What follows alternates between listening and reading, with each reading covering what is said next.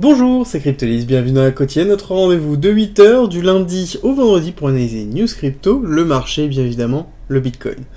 On commence avec les nouvelles du vendredi 26 août 2022, avec notamment Voyager, donc Voyager qui est en bankruptcy, qui a déposé notamment son dossier, et surtout, globalement, on va avoir les bids sur les assets de Voyager, le 6 septembre. Le 6 septembre, c'est-à-dire que les personnes vont pouvoir enchérir pour racheter les assets restants de Voyager. À savoir que Voyager a quand même un gros trou dans la raquette à cause de 3AC, et derrière, on se retrouve avec quand même plus de 22 investisseurs qui sont prêts à enchérir, notamment des noms comme Binance, FTX et Coinbase qui sont dedans. Donc ce n'est pas les seuls, loin d'être les seuls.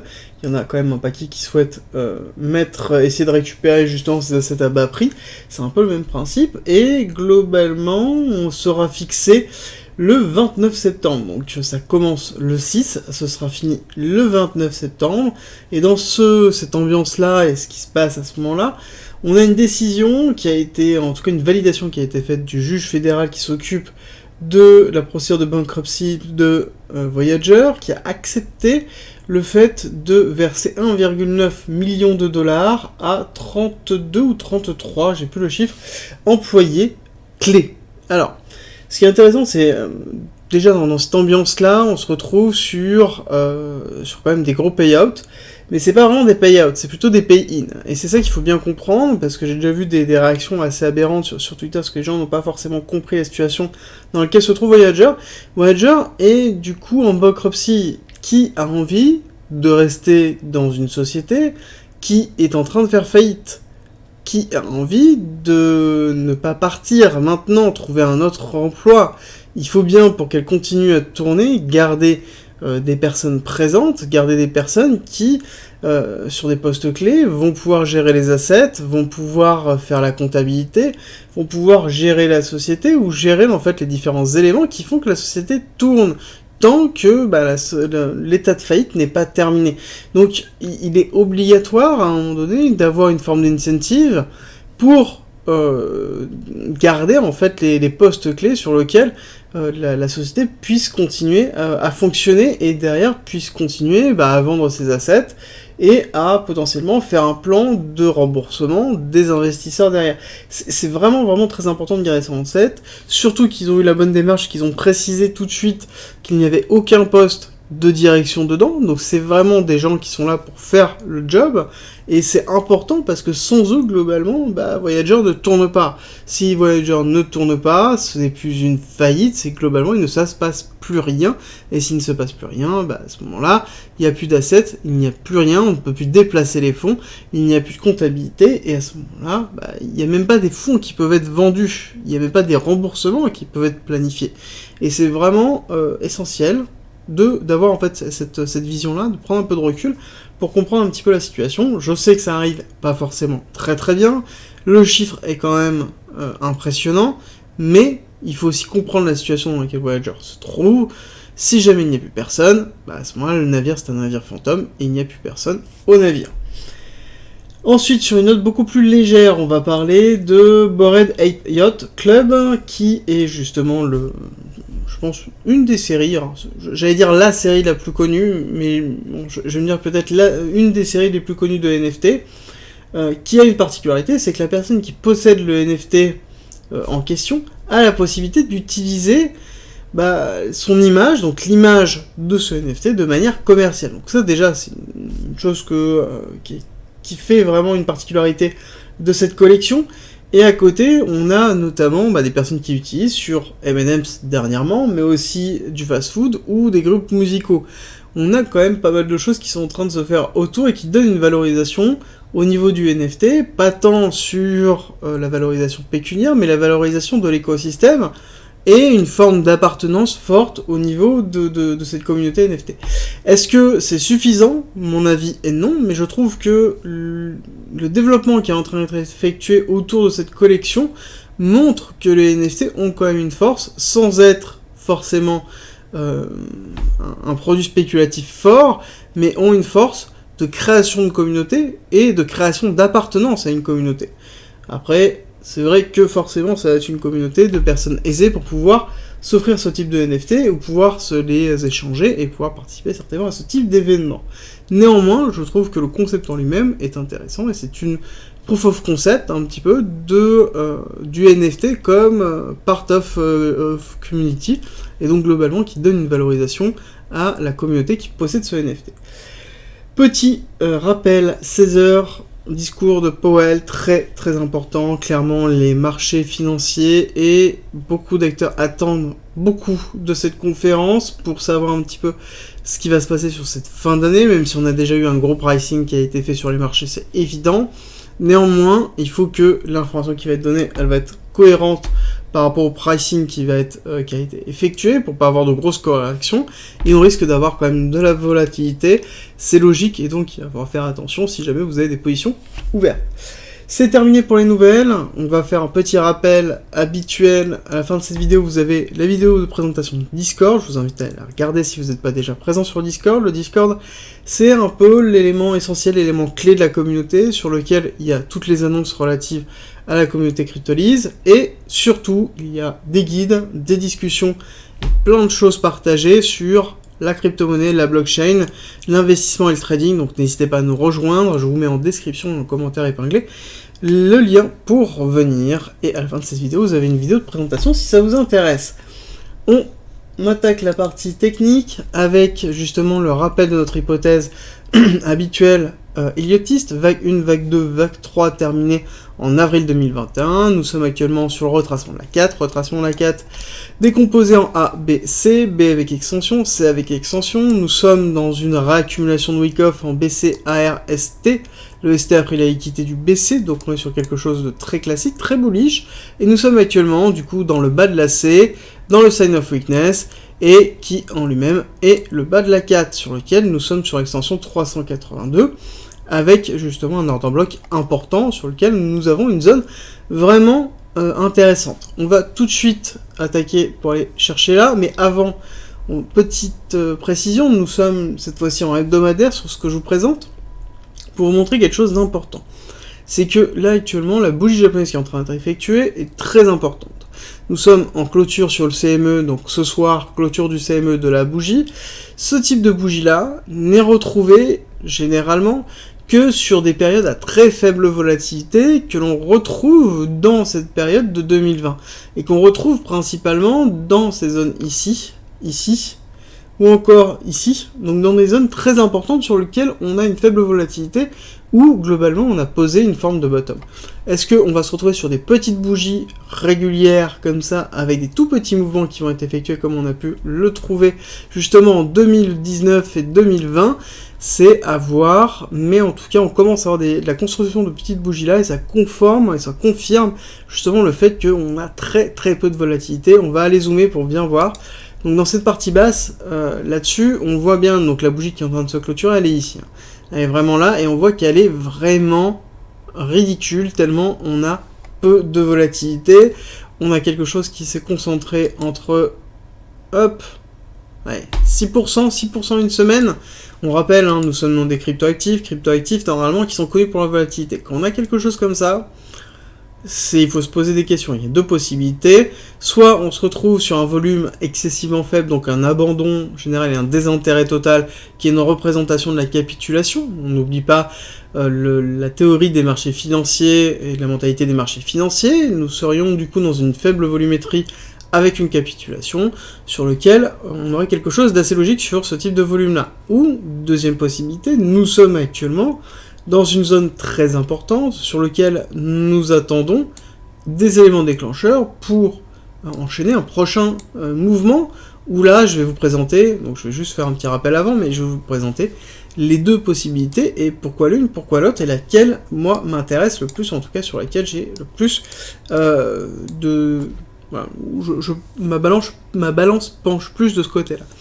Alors, petit rappel, nous sommes donc dans cette partie-là. Dans cette partie-là, nous sommes en 1 heure, sur lequel nous avons une accumulation de Wyckoff qui est en place, en Psi, SC, AR, ST, cric haussier, donc cric haussier pour création de liquidité supérieure et inférieure. On voit qu'on a pris la liquidité supérieure dans cette attaque haussière ici, Ici, on a fait une trendline de création de liquidité, on est allé la récupérer, suite à cette cassure, on a une accélération baissière, suite à cette distribution ici, on a une accélération baissière avec le break du saut, ici très fort, sur lequel nous sommes arrivés dans cette zone-là, zone importante, sur laquelle nous avons un inducement, un equal low qui s'est formé, un renforcement de l'equal low par deux mèches, et ici nous avons un nouvel equal low qui s'est mis ici, hein, d'accord? Donc là, pour rappel, ici nous avons de la liquidité qui s'est formée, ici, puis accentuée ici, puis renforcé par cette petite equal low qui se trouve là. Donc on est quand même sur quelque chose qui est très fort en termes de liquidité, qui est du coup en dessous des 20 700. 20 700, en termes de liquidité, on est sur quelque chose qui est très très fort, et il faut vraiment garder ce niveau en tête pour la suite. Alors, les deux possibilités que j'ai en tête, forcément il y en a une qui est haussière et une qui est baissière, c'est logique, mais en termes d'analyse technique, on a deux scénarios qui sont différents mais en même temps identiques. Alors, première chose, c'est que si on fait une analyse rapide chartiste, on va se dire qu'on a une forme de bear flag qui est en train de se faire, qu'on pourrait retrouver aussi ici un bear flag aussi. Globalement, c'est quoi? C'est une figure chartiste sur laquelle on a un canal haussier dans une tendance baissière et sur lequel on a un break baissier pour faire une continuité baissière. Alors oui, c'est possible, mais quand on fait une autre analyse avec principalement l'inflow, l'outflow et le order flow et la méthodologie Wyckoff, on se retrouve que ça peut être une accumulation générique sur laquelle, oui, en effet, on peut aller chercher des liquidités basses pour aller potentiellement retester cette zone-là, ou prendre la liquidité là, mais en l'occurrence, on est plus dans une accumulation que dans un bear flag, au vu de la volumétrie qui est en train de se structurer ici.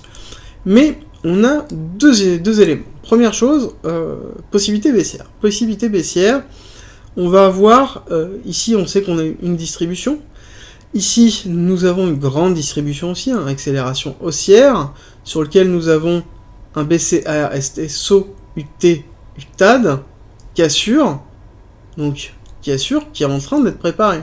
Niveau très important, encore une fois, que je vous ai donné. Si jamais on casse ça, bon, on valide la distribution, c'est-à-dire qu'on va plus bas. Donc là, on a une distribution qui est en attente, je vous l'ai présenté il y a longtemps, certes, mais qui est toujours en attente, qui est valide, enfin, qui sera validée par une cassure, et surtout, pas qu'une cassure, mais une validation de cassure, donc c'est-à-dire des bougies qui vont se créer par-dessous, et se valider par-dessous, de ce niveau-là important, d'accord?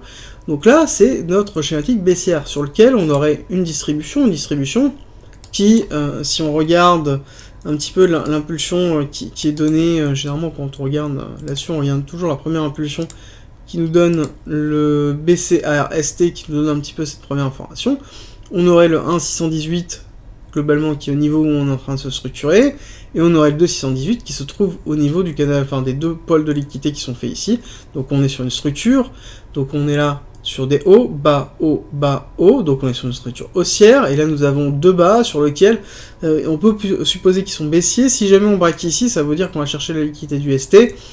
Bon, ça veut dire que là on aurait un BC ARST sur grosse time frame, donc on aurait juste une accumulation qui durerait par contre un certain temps, vraiment un certain temps, parce que c'est-à-dire qu'on aurait un BC ARST, ça voudrait dire qu'on remonte, faire un AR, donc soit un AR haussier, donc quelque chose qui va chercher les 27-28, puis ensuite un STB pour aller casser les 17, et ensuite repartir à l'os, faire un schéma haussier. Donc là on aurait sur quelque chose d'accumulation qui serait sur vraiment le long terme.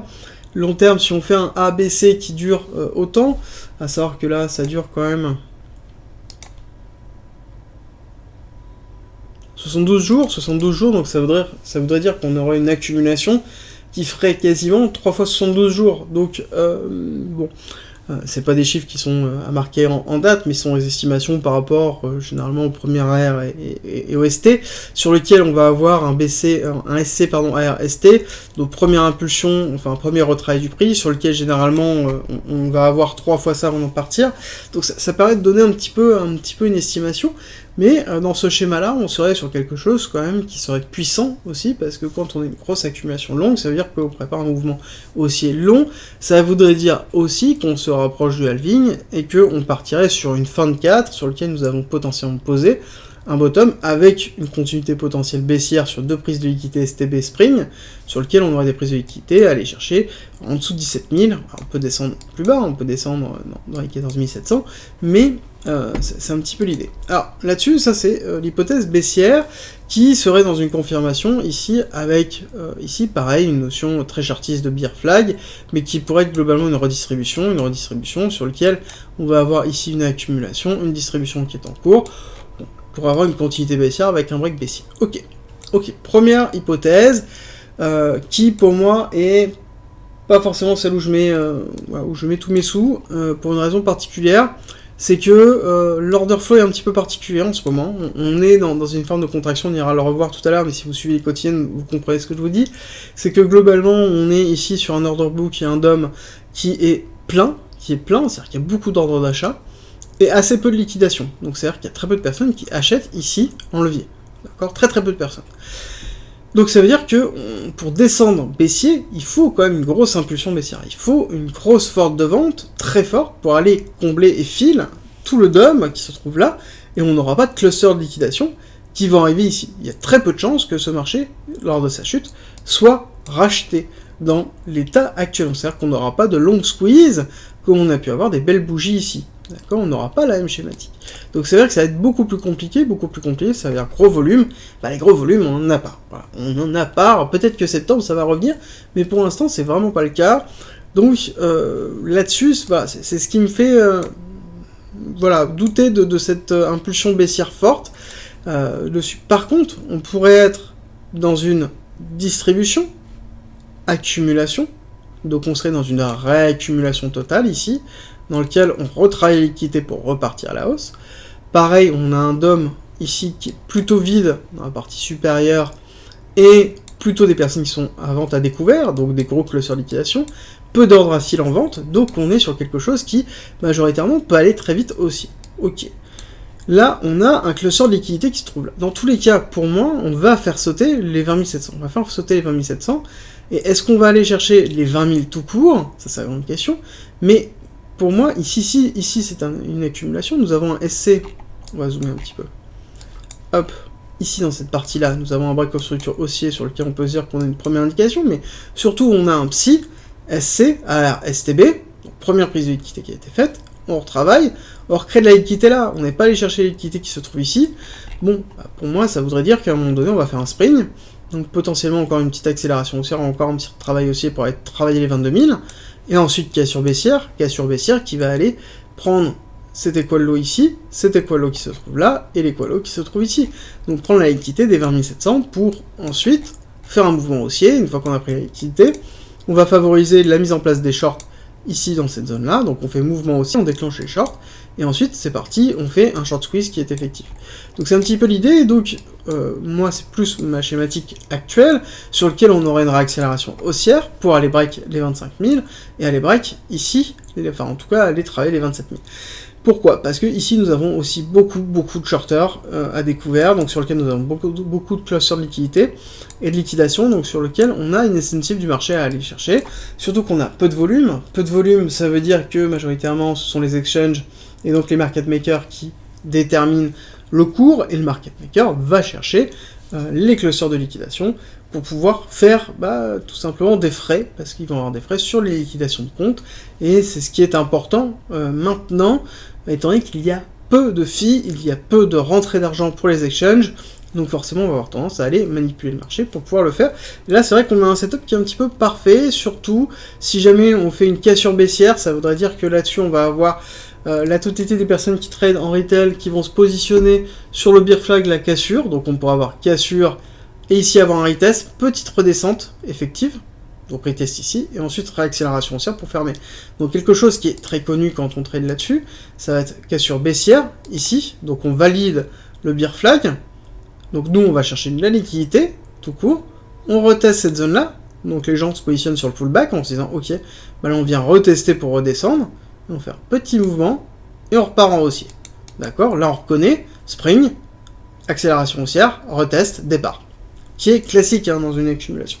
Donc là, on est vraiment dans une période un petit peu d'incertitude. Est-ce que je peux vous dire concrètement, est-ce qu'on va aller là ou là ? C'est pas possible dans l'état du marché. C'est très compliqué, il n'y a pas forcément de signe. Vous allez le voir au niveau de l'order flow, c'est quelque chose qui est vraiment particulier. Alors, order flow, comme je vous dis, c'est quelque chose qui est très particulier. On a une contraction des top traders qui est en train de se faire. Et là, pareil, on a une contraction décompte qui est en train de se faire. Donc on se retrouve sur du 50-50, l'order flow est en train de se diriger vers du 50-50. Chose qui est rare, un alignement entre les deux, nous n'avons pas de leverage qui est en train de se faire, regardez les leverages sont à plat. Il n'y a personne qui appuie sur les leviers. Donc là, ça veut dire que personne ne sait exactement dans quel sens ça va aller, et il n'y a pas de sens d'order flow. On est sur un order flow qui est juste en mode plat.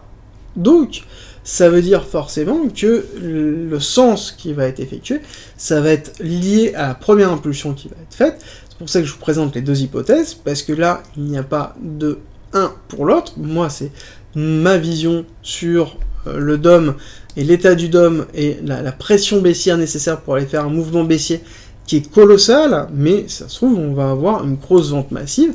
Mais là, en tout cas, on est sur quelque chose qui est plat, qui est vraiment, vraiment plat, et qui est à contrario de ce qu'on ira voir après sur le Nasdaq, gardez-le bien en tête. Autre chose que je voulais vous donner, c'est que je suis toujours le CME, donc qui est le Chicago Mercantile Exchange, qui représente le BTC Future, qui est principalement des institutionnels sur le CME. Bon, alors par contre, il faut faire attention, le volume est vraiment très très bas encore. On est vraiment vraiment très très bas, on est sur 1 milliard, entre 1,4 milliard et 1,6 milliard, on oscille. Et là, pourquoi je vous le note? C'est parce que du coup, on a une divergence, on a une accélération haussière du CME, alors qu'on a un BTC qui baisse un peu. Bon, dès qu'on a une divergence, je vous le note, parce que ça peut arriver que ça confirme un biais. Moi, je le note aussi parce que ça confirme un peu mon biais haussier, mais comme je vous dis, voilà, l'order flow là me dit que c'est pas forcément le moment de se positionner, c'est plus le moment d'attendre, et c'est aussi le principe lorsqu'on fait une analyse et lorsqu'on fait du trading, c'est qu'il faut savoir être patient, il faut savoir attendre les bons mouvements, attendre les bons setups. Là, quand on a quelque chose qui est totalement indécis comme ça peut être le moment de se mettre en arrière et tout simplement patienter et attendre de voir ce qui se passe. Alors, petit point rapide sur le BTC mensuel, donc là je me suis mis en logarithmique pour vous donner juste une vision qui confirme un petit peu ce que je vous ai expliqué tout à l'heure au niveau du Doji CME, au niveau de la bougie japonaise qui est en train de se faire, c'est que quand on regarde un petit peu là où on en est au niveau d'Ishimoku, et qu'on compare avec l'année dernière, nous avions une cassure sur laquelle, ici cette cassure, nous nous étions entraînés dans ce même endroit. En fait, si on regarde, on a vraiment une schématique où on avait une cassure où derrière on se rapprochait du Kumo, la partie plate était ici très très basse, mais on n'est jamais allé la chercher. Ici, la target Ishimoku est ici, on n'est jamais allé la chercher. Pareil, la LS ici se trouve dans cette zone-là, donc on n'est pas encore touché la série de bougies d'accélération haussière.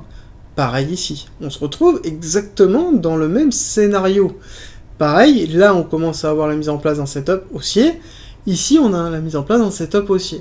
Donc pareil, idéalement, ce que l'on pourrait avoir, c'est une accélération haussière, puis ensuite une cassure du Kumo qui s'effectue ici, donc principalement ici, pareil, accélération haussière, cassure du Kumo, travail du Kumo en dessous, et accélération encore une fois haussière.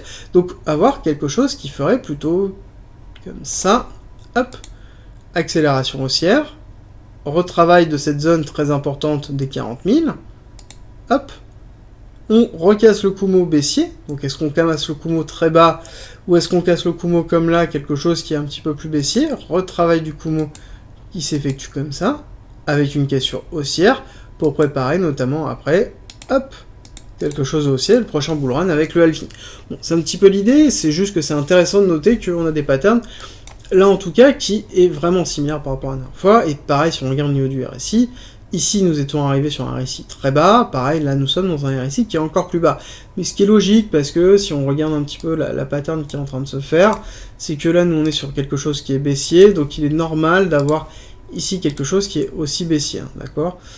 Donc là c'est quelque chose qui est tout à fait normal au niveau du RSI, mais c'est intéressant de le noter sur une vision beaucoup plus long terme, que potentiellement on a une indication sur laquelle on pourra avoir une accélération haussière, malgré le fait que derrière on ait quand même une macro qui soit compliquée, et on va justement en parler. Alors au niveau de la macro, nous sommes sur le Nasdaq, là je suis en daily, sur lequel nous avons notre break-off structure mineur sur un retracement potentiel. Le niveau de retracement que j'attends, c'est les 12 000. La question qu'on va se poser, c'est est-ce qu'on va faire un retest au niveau des 14 400, 14 500 avant de faire une continuité baissière pour aller chercher justement cette zone-là. Et ici, est-ce qu'on va faire une accumulation pour repartir à la hausse? C'est un petit peu l'idée. L'idée, elle a été validée ici par cette break-off structure, par ce break-off structure, majeur, qui nous donne justement une bonne indication haussière effective qui peut être faite. Donc là, on a quand même un beau signe qui est en train de se structurer. Par contre, là-dessus, vous n'oubliez pas ce que je vous ai dit. Je vous ai dit qu'on avait un BTC qui était en mode calme plat. Oui, bah si on regarde, là on est en mode calme plat sur le BTC. D'accord, on a bien eu première chute. Et là, depuis donc cette grosse bougie, on a quelque chose qui est plat. Pareil, on a bougie baissière Nasdaq, plat. Accélération haussière Nasdaq, plat. Donc on a un vecteur de corrélation qui est baissier, enfin en tout cas qui n'est pas très haut entre le BTC et le Nasdaq, ce qui peut être plutôt bénéfique, mais aussi plutôt négatif. Ça veut dire qu'on a la présence des institutionnels qui se laissent à désirer. Et ça, c'est quand même très fort au niveau du BTC et globalement dans l'ensemble des cryptos. Alors, ce qui est intéressant de voir là-dessus, c'est que oui, nous sommes dans une forme clairement de crise qui est en train de se faire au niveau de Nasdaq et des indices, on le voit bien, on voit qu'on a une belle, donc là je suis passé en weekly, on a une belle accélération haussière de retracement sur lequel après on a deux belles bougies, donc deux belles semaines de retravail, même si on a une qui est en train de se faire ravaler, on va attendre la clôture pour voir, et surtout l'annonce d'aujourd'hui, donc très très fort. Donc là-dessus, je pense qu'on est vraiment sur un niveau clé. On est sur un niveau clé. On est sur un niveau clé parce que tout simplement, si nous avons une cassure haussière, ça voudrait dire qu'on va aller retester, je pense, si c'était call high. C'était call high qui serait à 14 240 et donc derrière, qui serait sur un breakout de ça, sur un inversement de tendance haussière. Ça ne veut pas dire qu'on va repartir à la hausse du tout, mais en tout cas, on a quelque chose qui est plutôt intéressant et qui est plutôt haussier dans un premier temps et qui est sous une forme de retracement et qui est plutôt bénéfique. Est-ce qu'on va casser très fortement baissier et recasser? On n'oublie pas que j'ai des niveaux que je vous ai déjà donnés à 10 500, où j'attends fortement le coup entre 10 500 et 9500, qui est un petit peu cette box qui se trouve là, sur lequel on pourrait avoir notamment une accélération baissière effective, donc qui serait une pattern qui serait effectuée sur la dernière vague avant de pouvoir retravailler le cours et repartir, mais qui serait du coup sur une correction très très forte. On parlera d'une correction qui serait, donc 10 500 on est ici, à 38%, 10 500, on est ici 37%, et 9500, on serait sur 45% sur du Nasdaq, ce qui est juste colossal dans l'état du système maintenant, et ce serait aussi caractérisé par une crise généralisée. Par contre, il est évident que si on a une crise généralisée, en effet, on va avoir les indices qui vont être effectués, mais on n'oublie pas que le principe du Bitcoin, c'est d'être résilient à ce type de crise. On voit que on a le BTC qui est résilient, en tout cas au Nasdaq, donc est-ce qu'on peut supposer que, justement, on aura une forme de résilience du BTC sur le reste des marchés, maintenant qu'on a une partie des institutionnels qui sont partis. Et donc, à ce moment-là, on reste sur des personnes qui sont plus ou moins convaincues, ou en tout cas plus ou moins qui ont déjà capitulé et gardent les BTC en attendant advienne que pourra. Et donc, c'est-à-dire qu'on aura une pression vendeuse qui va être bien moindre. Après, on n'oublie pas que le BTC, on a aussi le vecteur économique des miners. Forcément, à un moment donné, si on a une inflation générique qui se fait au niveau de l'énergie, bah forcément, la création d'un BTC va coûter plus cher. Et donc, derrière, on va avoir une incentive à pousser le prix plus haut. Donc, là, on a un schéma, je pense, qui est très intéressant de corrélation et d'incorrélation entre les indices classiques et les crypto-monnaies, et notamment le Bitcoin qui a son axe très forte d'évolution. Et le dernier point que je voulais aborder, et je vais clôturer dessus, ça va être, on n'oublie pas qu'actuellement la crise énergétique est fortement accentuée par les différents conflits, les différentes tensions diplomatiques et différentes tensions géopolitiques, mais elles sont quand même grandement situées en Europe. Les USA sont quand même majoritairement, certes en récession, mais sont quand même majoritairement au-dessus de ce qui peut se passer au niveau de l'Europe. Est-ce que les Américains ont besoin de l'Europe pour fonctionner? Clairement non. Qu'est-ce qui détermine l'évolution par la suite? Les Américains. Le dollar actuellement. On n'oublie pas, le dollar est très fort, ce n'est pas pour rien. Et il faut vraiment garder ça en tête, c'est que la crise énergétique, elle est principalement en Europe. Les Américains ont aussi une crise énergétique liée intrinsèquement à la nôtre, parce qu'on a une contraction de la génération, donc forcément la demande européenne va se répartir aussi un peu partout dans le monde, et donc jouer sur la capacité d'approvisionnement des Américains, mais on n'oublie pas que les Américains ont la capacité de pouvoir outrepasser les Européens dans l'approvisionnement, et ça ne posera aucun problème, vraiment aucun problème. Donc il faut, je pense, décorréler un petit peu les deux, et ne pas avoir une vision trop européenne de la situation. Oui, en Europe, ça va être très compliqué, mais là, l'analyse que l'on porte, ce n'est pas sur le marché européen, mais sur le marché américain. On est sur le Nasdaq, et qu'est-ce qui porte le BTC? On n'oublie pas, c'est la Fed, et la Fed, c'est quoi? C'est le dollar, et donc les USA. Rejoins le Discord, c'est un lieu unique qui réunit toutes les informations sur l'investissement, le trading, la crypto-monnaie et la blockchain. Tu y trouveras notamment toutes nos annonces, une bibliothèque remplie d'informations mises à disposition gratuitement pour tout comprendre, des salons de discussion pour pouvoir progresser ensemble sur la crypto-monnaie, la blockchain, le minage, la fiscalité, la DeFi bien évidemment, et ensuite l'analyse technique avec la partie débutant, expert, sur les indices, sur même le trading en général. Ensuite tu as la partie communautaire avec nos signaux bien évidemment, et ensuite les services communautaires, donc de la communauté à la communauté, ainsi que les annonces de recrutement et des salons de discussion pour discuter de chacun des coins, de tes coins préférés. Ensuite, en étant membre du Discord, tu as accès à cryptolis.fr avec plein de guides écrits mis à disposition gratuitement, ainsi qu'un ensemble de vidéos mises à disposition gratuitement, sur lequel tu vas y retrouver plein d'informations pour pouvoir te former notamment sur la psychologie, la DeFi, l'investissement, le trading, l'analyse technique bien évidemment, ainsi que les futurs, la gestion des futurs, construire sa propre stratégie, comprendre la technologie de la blockchain et encore avoir accès aux lives, tout simplement rediffusés, qui sont sur le Discord où on traite justement de sujets d'actualité, on discute ensemble et on va plus loin. D'ailleurs, si tu veux aller plus loin, le premium est à disposition et n'hésite pas à nous rejoindre sur le Discord et à poser des questions dessus, tu auras toutes les informations. Si tu aimes mon contenu, like, partage et abonne-toi, ça m'aide énormément.